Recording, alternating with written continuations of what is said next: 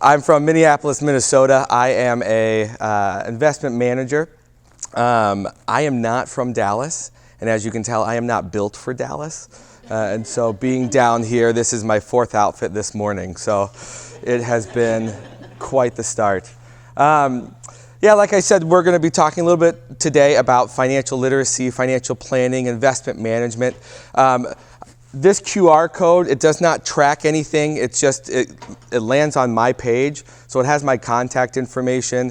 It has just our disclosures. It has everything there. But also it has the Q&A link, which is going to be the set Q&A Sunday session link. Just allows you to ask some questions. And whatever we don't get to today, I will make sure that I get those answers to Denisha as we go. It's been great to be here this weekend and just kind of learn really about this organization and what you all do and the things that you aspire to do. And it's been just really courageous and just great to be vulnerable in these times, because as we talk about money, as we talk about finances, that's a very vulnerable thing. In part because, one, it can sometimes feel complicated. It can feel like, for me, I married into my wife's family was wealthier than I was. And so there was a lot of things I felt when it came to finances. There was some shame, like, oh, I should have been earning more. I should have been doing things differently. Or there was like this weird gap where I'm like, I don't know, do I need to ask for money to do these things, or how do we go about this? And so relationships are challenging, and then adding wealth to it is just another level of challenges to a relationship. And so what my firm does, we are kind of multi-focused, and we care deeply about educating and giving you access to the tools and resources you need to understand your financial situation, your picture, and to make it more accessible when sometimes it doesn't feel accessible. And so what I'm hoping to do today is just give really a quick rundown of what we do. And then I've realized in most of these sessions, 90% of what I say doesn't totally make sense, or it's not often relatable. But I want to be able to give you permission to ask questions, because that's ultimately how you learn. And really, at the end of the day, my presentation, I hope you all can remember some of it, but it's really meant to just kind of spark some questions that you may have throughout this time. And so, like I said, from Nicollet Investment Management, and this is how we go about our process. And so while we are investment managers, we are also financial planners, because we firmly believe that before you invest in anything, no matter how much money you have, whether you have, $100 or $100 million, this strategy is extremely important, that you have your bases covered and you start building a foundation. So this is how we start to approach it. Because ultimately, when you think about your money and you think about your investments and you think about everything related to your finances, it always comes down to, how are you going to fund your lifestyle? And so how do we go about doing this? Number one is we build your foundation. We care deeply that if this foundation is set, and that this foundation is what creates confidence, and it allows you to expand your capacity to understand your financial picture and future. And so that first element of the foundation is your retirement, what you're going to be doing when this is all done, when you're done working. Savings, how you're going to save, how you're going to go about this process in your life. Estate planning. Last night we've heard things about, wills and trust and how do you set these things up. That's a huge critical component for people who have wealth. And then cash flow, because at the end of the day, you need to know what your cash flow is doing for you and how it's going to continue to fund your lifestyle, and will it be there tomorrow. And then we have some other layers. And so another aspect of the foundation is kind of at the top, but it bleeds into the next layer of protection is, insurance. How do you cover your liabilities? How do you cover, certain things in your life, which is the purpose of insurance. And then you look at tax planning, because, even as Denisha shared the other day, just about a tax situation from their advisor, it's really important that you understand the choices that your finances have and the implications they have on your taxes. because though paying taxes is important, there's two things in life that will always be true: death and taxes. So you have to remember that there's implications to spending, selling, buying, and we just want to make sure that you're efficient in that process. And then investing. Investing is meant to protect you. It's meant to continue to provide for you down the road. And then you get into other elements, these are long-term things. And so when I say healthcare, I'm not necessarily talking about health insurance. I'm talking about how are you caring for yourself? How are you investing in yourself? Because that really is the long-term impact of all of this. If I could, I should sometimes change this and say, if you aren't caring for yourself, none of this will really matter. And it doesn't matter, again, if you have $0 or $100 million. If you aren't taking care of yourself, this won't matter. So we care deeply about, are you making healthy choices? We don't hold you accountable because we're investment advisors. And if you look at me, you're going to be like, what is he going to tell me about health and wellness? Well, the reality is that is such a critical component because it's going to dictate what you spend later on in life. It's going to dictate how you care for your kids, how you care for your family, and the cost of doing that. And so it's so important to understand health and wellness as a long-term objective to your financial planning. And then we look at lending. There's this idea out there that debt is bad, debt is evil. There are types of debt that are absolutely evil, and that they are bad for you. And I have family who have taken out payday loans, and they are awful. I do not recommend getting into them. I have friends who've taken out car loans that are at 18 to 20% interest rate. It's huge. And so it's understanding the long-term impact of lending. And then it's also understanding what are some advantageous avenues for lending for you. How can you utilize your assets to lend against yourself so that you aren't relying on other people? So that's another thing that we want to look at with you. And then Social Security, that's just a fundamental and just strategies for how to maximize what you're going to get versus some of the lost dollars. And then the last thing, and this happens throughout all of your life, is repeated reviews. This is something that will not go away. So you need to consistently be reviewing your strategy, reviewing where you're at, and as things change, updating your plans, updating what you're doing, and how you go about doing it.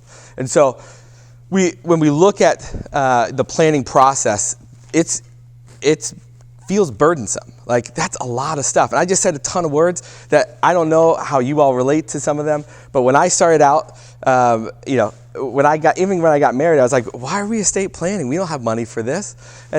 But the reality is, all these things are important. And as you continue to build, no matter how much money you have, it's so important to view this as this is how you start building the fundamentals of a plan. You got to have a foundation, you got to protect what you have, and you got to think about the long-term implications of all of this. So, Mark Smith was here yesterday with Wells Fargo Advisors. He's a valuable resource in a lot of ways. Philosophically, he and I align in many regards. I've heard him before speaking on CNBC and a few other places, but he is a great resource. And he talked a little bit about budgeting yesterday.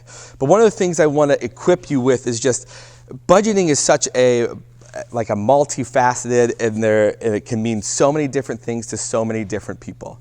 And when we look at how do we budget, I like to take just a different approach. He said, I want you to know your expenses. And that's true. I want you to know your expenses, but I want you to also know what you're saving. Because at the end of the day, I don't know about you, I hate expense tracking. And it takes up so much of my time when I started doing this process. I was like, this is annoying. Why am I spending hours on this every single day? Well, I changed it up, and this is what I do with all my clients. I say, listen, there's 4 components to building a budget. 1, you got to know what's coming in. If you don't know what's coming in, you're going to really just not have any clue about how to build a budget or use a budget or spend on a budget. So you got to know what's coming in. And number 2, what are you going to save? Because if you set that saving target first, And if that's what you attack first before everything else, your back, it just gets further and further from the wall. And when your back's not against the wall, you can make healthier choices. And so that's why when I say budgeting, I don't care about your expenses just yet. I care about what are you willing to save? What are you willing to sacrifice up front? Because at the end of the day, it's not really a sacrifice. You're just paying your future self. So when you think of saving, you should think of it in this light. I'm paying my future self. And that's what matters. Because if you don't pay your future self, your back's always going to be against the wall. And the difference between a wealthy person and a high income earner is that a wealthy person has saved money. And I've worked with people who make millions of dollars every single year. I've also worked with someone who makes $20 an hour.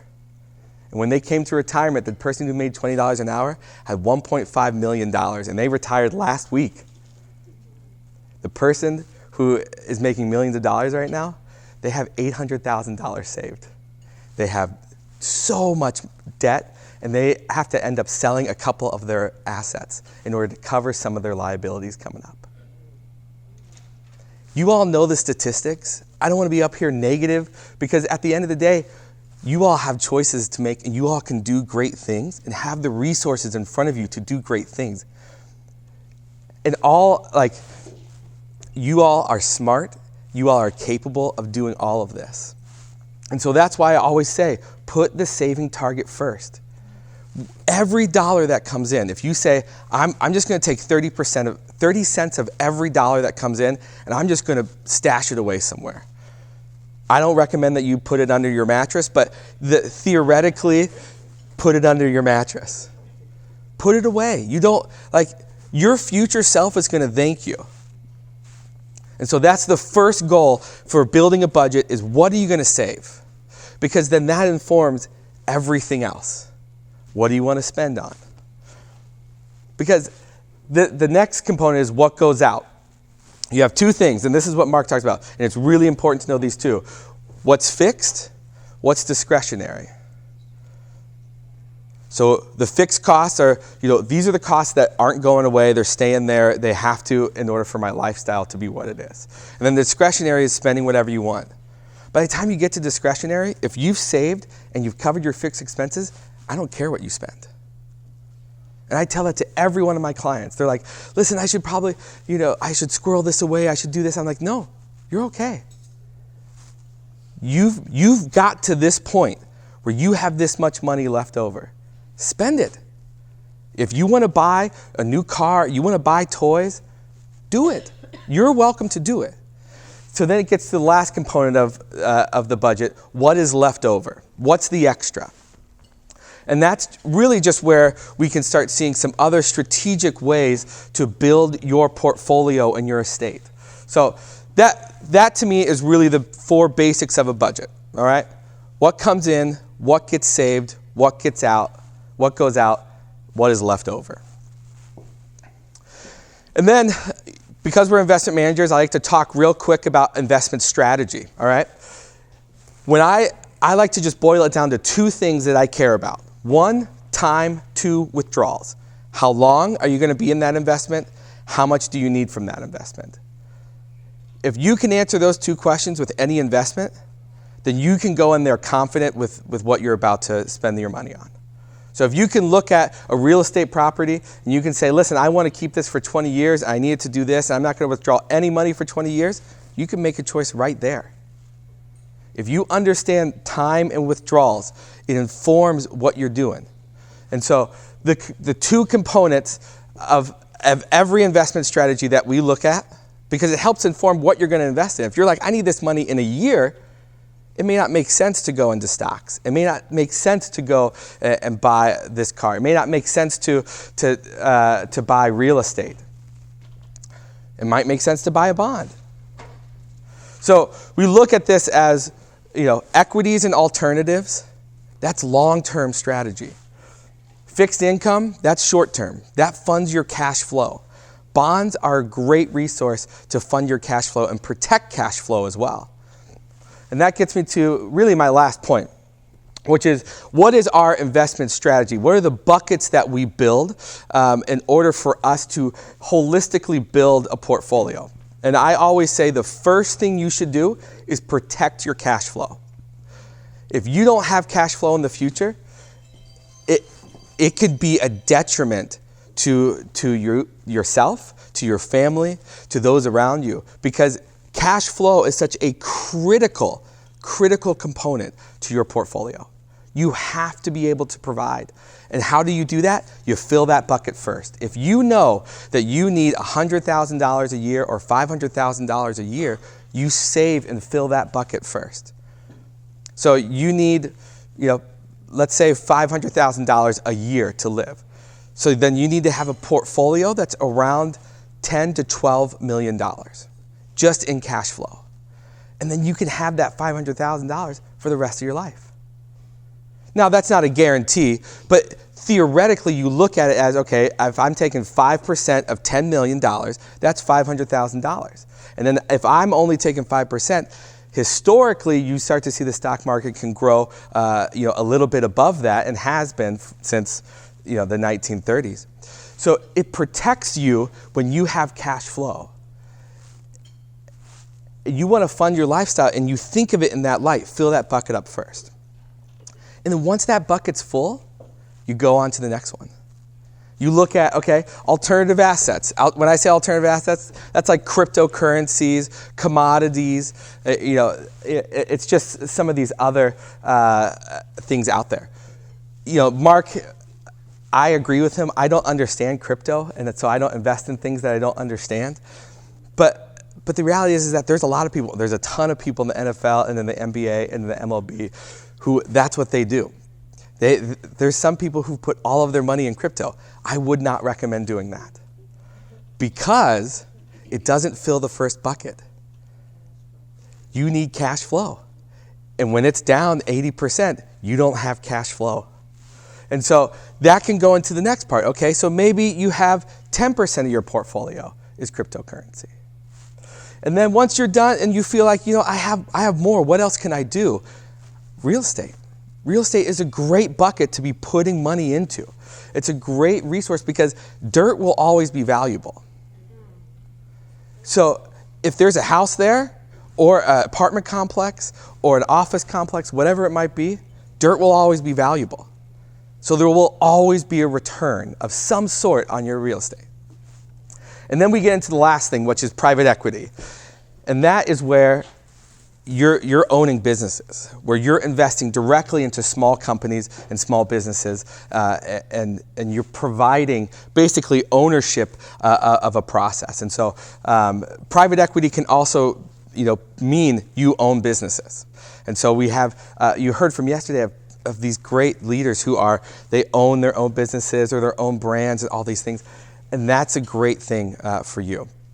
So that's really how I go about, that's my investment hierarchy that I look at there.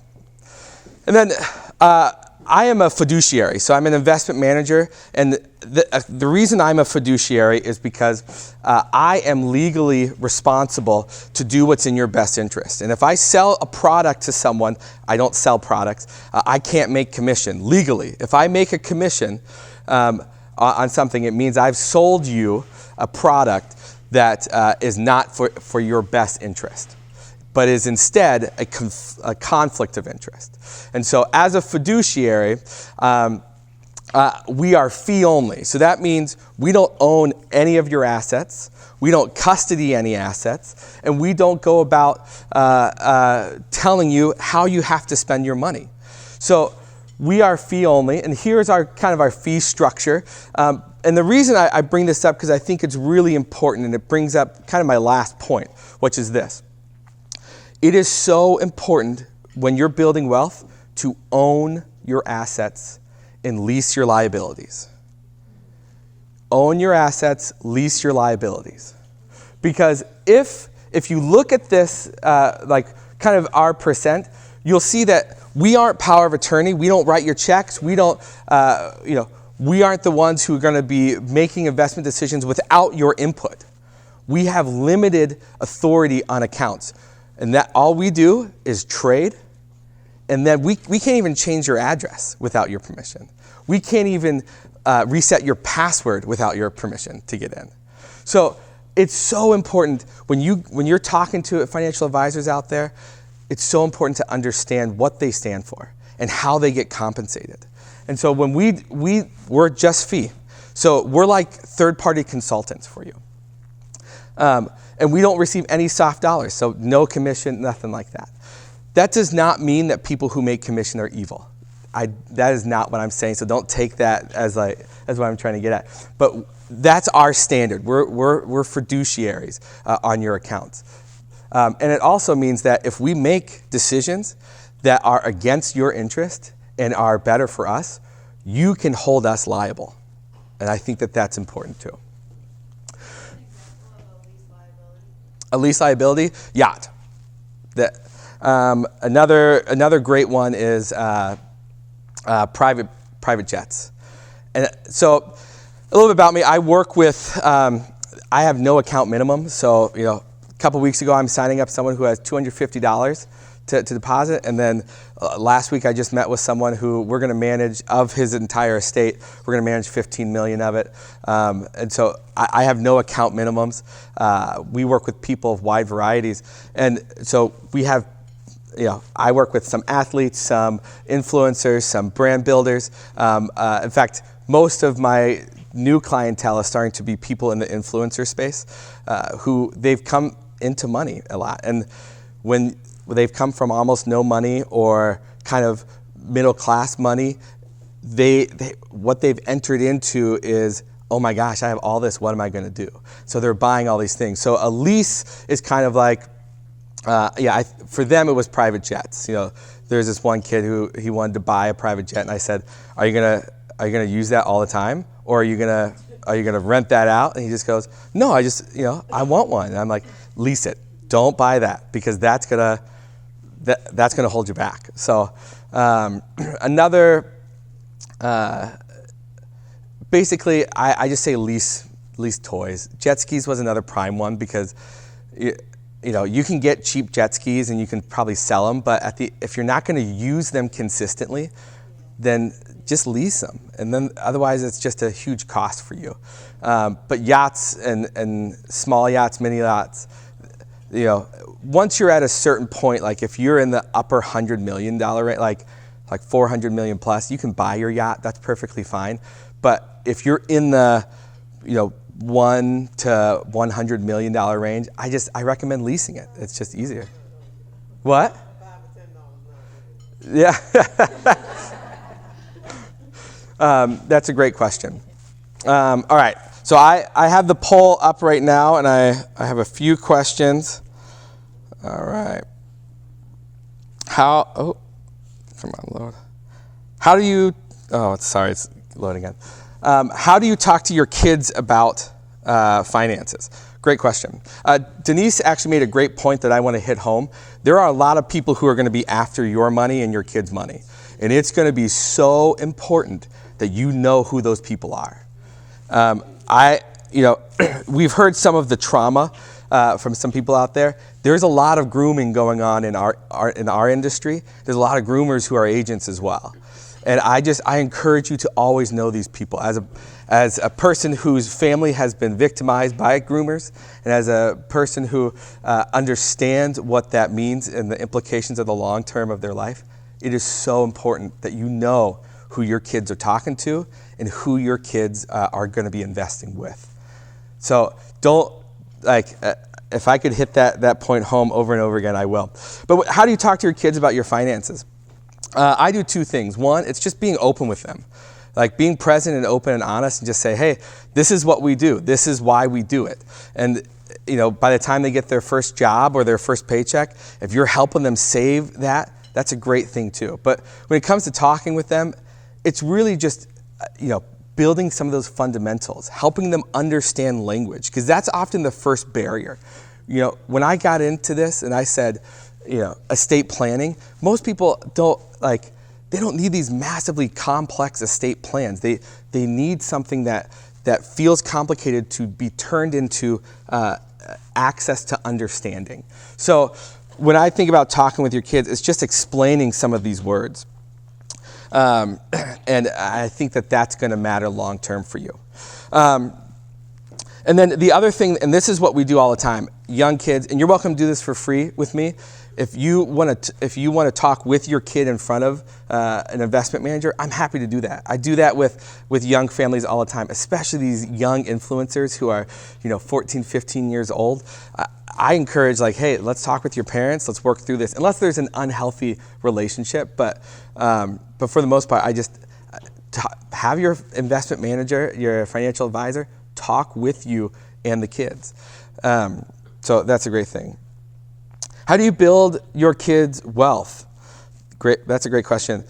My philosophy on building wealth is ownership. And so there's two ways that you can protect your wealth for your kids. One is you can have them, you could build a trust and you can have them own, assets on that trust. And then the other one is just you can buy them a business. Get them into the business, invest in what they're doing. And a lot of times that brings back some great rewards for the kids. Because if you think about it, if you're helping them own an asset, whether it's a business or even a home, if you're helping them own those things, that's what builds some of that confidence. You're coaching them and you're holding them accountable. What I don't love to see is when people just kind of write blank checks because it's not that they haven't earned them as your kids, but they haven't earned them in the sense of, what does this mean to me? And so I don't want to, there's some mental health that's involved with this question, but the two components are, you can help them with cash, or you can help them by purchasing an asset that's theirs, that they can build on. Homes, businesses, RV parks, that's a great one. Another one is RV storage, actually. It's hilarious. I'm staying on the RV stuff. Like buying them a business that they'll have to manage and run, and coaching them along the way. That's how they build wealth. That's how, because they understand the principles of investing, and this is hard work. I'm going to tell you right now, it is not easy to maintain wealth, because it's so much easier to just be done and just spend. So that's how I'd answer that question. How do I prioritize saving for me personally while at the same time funding my children's future college education? Great job. This is another great question that we get. One, it's just the first way I always go about answering this is, what's your plan? How are you planning to save for yourself, and what do you need to save for yourself? And then the other thing is, what do you want to pay for your kids' college education? In my family, my parents paid for the first year's tuition, and that's what they saved for. That's what they promised me. That's what they worked towards. It's having that dialogue with your kid. Maybe they don't want to go to college right away, and it's just saying, hey, you can either go to college, or you can have or start a business. What you're not going to do is you're not going to stay living with me and living off of me. And so when I think of how do I prioritize that, first, you have to pay yourself. Before anything, before you save for your children, before you do anything, because it's, again, your back has to be off the wall in order for you to be successful financially. And you can't be saving for your kids if you haven't been saving for yourself. And some people don't love when I say that, but at the end of the day, you have to protect yourself. You have to protect your cash flow, because when your kids come back and something's gone wrong, and something will go wrong in their life, you want to be able to be present and protect them in those moments. And you can't do that with your back against the wall financially. So prioritize saving for yourself. And then you can carve some of that back. And if you want to squirrel a little bit away, do that too for your kids' college education. Great question. Can putting money into your business instead of savings or retirement to make your business more valuable? Yes. But again, it comes down to planning. And if we look at kind of what my whole shtick is, save. If your vehicle for saving is a business, that's great. But if you plan for that, you can be strategic. It's all about planning. And so Mark said this yesterday, and everyone, it's so important to know who's in your network and the resources that you have that are available to you. And I encourage you to be talking with your financial advisors, with your investment managers a lot, with attorneys a lot, because that is such a value add, because it helps you make critical choices about how much money do I put in here? What are the tax implications of putting this much money in versus taking this much out? So saving money and investing in your business is a great idea, as long as there's a plan for it. Because if you have no plan for what you're going to do with these investments, it's pretty much useless. You might as well just put money in under your mattress. You might as well just put money, just throw it away. Because if you don't have a plan for your business that you want to invest in, it's just not worth it. So that's how I would answer that. But work with your network and save for that. If you take a couple years off of saving for retirement, but you're planning and investing in your business, that's a great thing to do too. Because ultimately, you're probably going to sell that business one day, and you'll reap what you've been sowing in there. All right. Is life insurance or annuities an investment? Annuities can be tactical investments, but they're not your entire portfolio. And they shouldn't be your entire portfolio, just like stocks shouldn't be your entire portfolio. But annuities can be great cash flow protection tools down the road. I don't sell them. We don't often recommend them because they don't make sense for a majority of our clients. But annuities can be great, just a great tool. I don't think life insurance is an investment at all. I think that what life insurance does is it protects liabilities. You get life insurance to cover tax bills if you have a large estate. You get life insurance if you're not self-insured just yet. So life insurance as a whole is not it's not an investment. It's basically to protect liabilities. Do I have time for one more question? All right. How do you actually build wealth? I've done this Q&A session a few times, and I get this question probably 80% of the time. Direct ownership of your assets is how you build wealth. You will never be able to invest in yourself if you let other people own your money. If you let other people own your real estate or your car, you won't build wealth. If you want to invest in businesses and all those things, that should be your money and come from your stuff. And that's why that's a little bit of a dig on life insurance and annuities in some ways, but it's because you should own your cash. You should own your investments. You should own your assets, because at the end of the day, that is just a valuable tool and resource for you, and will protect you because it gets your back off the wall. So, any last questions from what I said, or any follow-up? Yeah. I do. Can you guys hear me with that? Yeah. When you say own your assets, do you mean having them physically in your name, or Yeah. just and when I say that, I mean we're talking about trust and all of those things. Yeah. So should they be in a trust? Should they be personally owned? Should they be under a business? Good question. Yeah, that's a great question. When I say direct ownership, I mean in your name. So in your name could be a trust, it could be a business, it could be, it's basically you're not giving someone money in hopes that they, where they have power over it, where they have directional say over it. And so when I say direct ownership, what I'm basically getting at is it's better to own it's better to own the real estate property outright, or have a team of investors that you are making that choice to invest in real estate. When I think of direct ownership, I also think of I don't know if anyone in here invests in gold, but that's you own the gold. You don't own, someone else doesn't own it for you.